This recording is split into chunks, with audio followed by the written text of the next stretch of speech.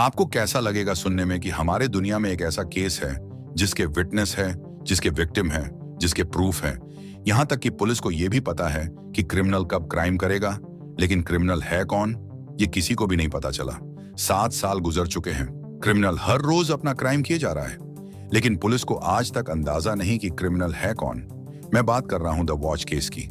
इस केस में एक घर होता है। जब भी इस घर में एक नया परिवार रहने आता है, उनको एक चिट्ठी मिलती है। चिट्ठी में लिखा हुआ रहता है, आई एम वॉचिंग यू, यानी मैं आपको देख रहा हूं, आपकी हर हरकत, आपकी हर चाल, आपकी बीवी, आपके बच्चे, मैं हर एक चीज देख रहा हूं because I am watch you.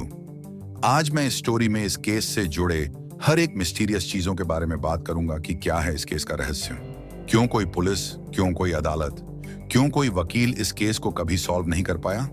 ये बात है 2014 की, जब मारिया लॉर्ड्स और डेरिक लॉर्ड्स ने यह ऐतिहासिक घर खरीदा।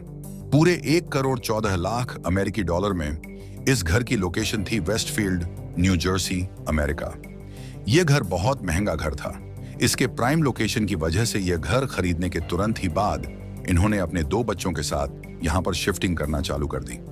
पहले ही दिन डेरिक ने देखा कि उनके मेल बॉक्स में एक चिट्ठी आई है जिसमें लिखा है, to the new owner of the house, यानी यह चिट्ठी इस घर के नए मालिक के लिए है। इस चिट्ठी की शुरुआत होती है वहां के एड्रेस के साथ। फिर लिखा जाता है कि मैं आपका इस घर में बहुत स्वागत करता हूं। वैसे आप इस घर में आ कैसे गए? क्या इस घर की शक्ति ने आपको इस घर में खींच लाया? काफी सालों से मेरा परिवार इस घर पर निगरानी लगाए रखा हुआ है। आज इस बात को 110 साल गुजर चुके हैं। आगे आने वाले साल तक यह जिम्मेदारी मेरी है कि मैं इस घर पर निगरानी रखूं। 1920 से मेरे दादाजी ने इस घर पर नजर लगाए रखी थी। मेरे पिता ने 1960 से अब बारी मेरी है। इस घर में आने से पहले क्या आपको इस घर के इतिहास के बारे में कुछ नहीं पता था? क्या आपको पता नहीं है कि इस घर के दीवारों के पीछे क्या है या कौन है? आपके इस घर पर आने की क्या वजह थी? जो भी कोई भी वजह हो, मुझे तो पता चल ही जाएगी। आपको ऐसे घर में अपने छोटे बच्चों को लाने की क्या जरूरत पड़ गई? क्या आपका पुराना घर उनके बड़े होने के लिए काफी नहीं था? चलो खैर, मेरे लिए ही अच्छा हो गया। एक बार मुझे उनका नाम अच्छे से आ जाए तो उस समय मैं उन्हें चिट्ठियां लिखना चालू कर दूंगा। अभी आप सोच रहे होंगे कि मैं कौन हूं। इस गली से कम 100-200 गाड़ियां हर रोज जाती हैं। शायद मैं उन्हीं में से एक हूं। अपने घर के खिड़कियों में से नजर घुमा लो। आपको जितनी भी खिड़कियां दिख रही हैं, शायद मैं भी उन्हीं में से आपको भी देख रहा हूं। स्वागत है आपका दोस्तों, बहुत बहुत स्वागत है। The watcher. शुरुआत में सुनकर आपको ऐसा लगेगा कि कोई आपसे बहुत गंदा मजाक कर रहा है। आपको शायद इसे इग्नोर कर देना चाहिए, लेकिन क्या आप इसे इग्नोर कर पाओगे? अगर आपको यह चिट्ठी हर रोज हर हफ्ते मिलेगी तो हद तो तब हो गई जब ये चिट्ठियों में पर्सनल बातें लिखने लग गया था। चाहे वह बच्चों की पर्सनल बातें हों या फिर मियाँ बीवी की पर्सनल बातें हों, वो उस चिट्ठियों में इन घर वालों को डराने भी लग गया था।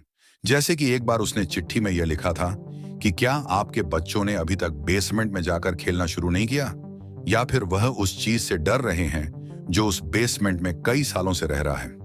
उसके दर्द में मैं भी आपको यही रिकमेंड करूंगा कि अपने बच्चों को बेसमेंट में बिल्कुल मत भेजना, क्योंकि जब वह चीज आपके बच्चों को मिलेगी तो आपको आपके बच्चों की चीखने की आवाज बिल्कुल सुनाई नहीं देगी। ये फैमिली काफी डर गई थी।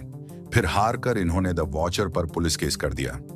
पुलिस को कहा कि हमारे ही घर पर किसी ने हम पर निगाह बनाए रखा है। हमें कोई हमारे ही घर में जीने नहीं दे रहा है। हमें कोई हमारे ही घर में घुट घुट कर मारना चाह रहा है। फिर उन चिट्ठियों के जरिए पुलिस ने क्रिमिनल को ढूंढने का काम शुरू कर दिया। हर एक फिंगरप्रिंट, हर एक हैंडराइटिंग, हर एक पड़ोसी से पूछताछ करनी शुरू कर दी। आखिर में पुलिस ने हर एक चीज ईमानदारी के साथ करी, लेकिन फिर भी उनके हाथों कुछ नहीं लगा। सीरियसली पुलिस को कुछ भी नहीं मिला। इस केस के लिए कौन है यह वॉचर?